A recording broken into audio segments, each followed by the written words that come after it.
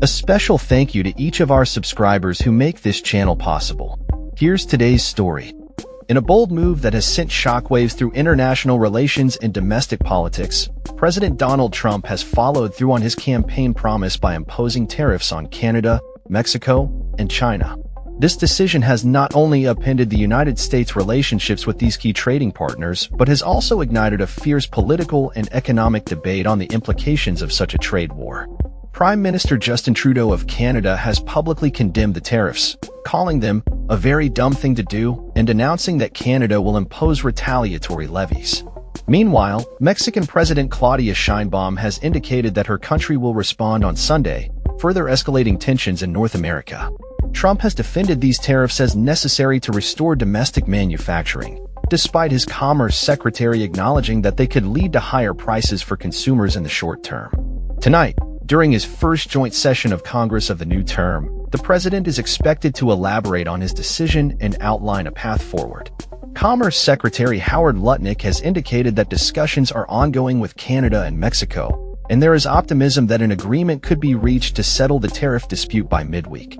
In a related development, tech mogul Elon Musk is set to brief House Republicans tonight about the backlash against recent cuts to the Dogecoin initiative, showcasing the intersection of technology and politics in this heated climate.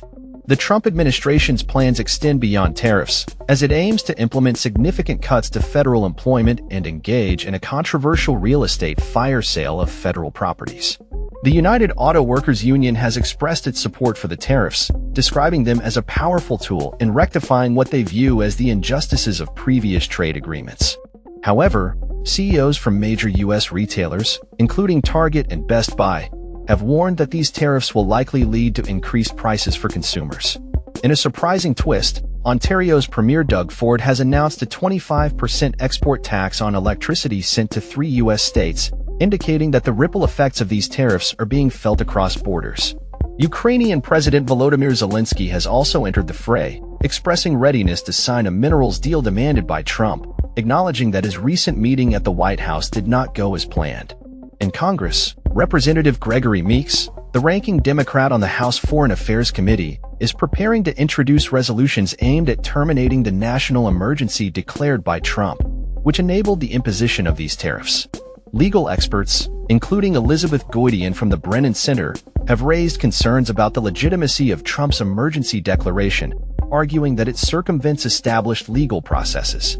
Meeks has stated that Donald Trump is not a king and that the abuse of emergency powers to wage economic warfare on allies is dangerous. As protests erupt in Wisconsin against conservative judicial candidates backed by Musk, the political landscape continues to shift.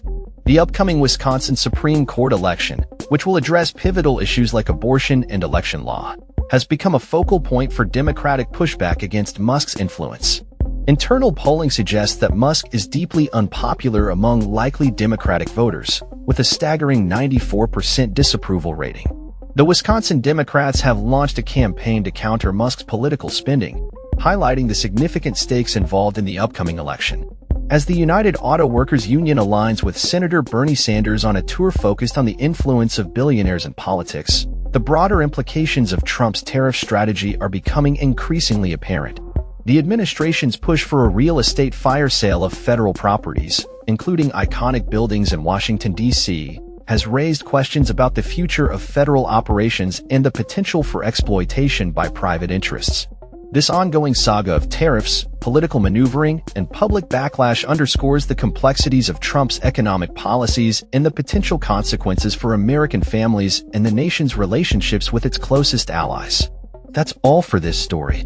We upload videos every day covering many different subjects, so hit that subscribe button to stay informed.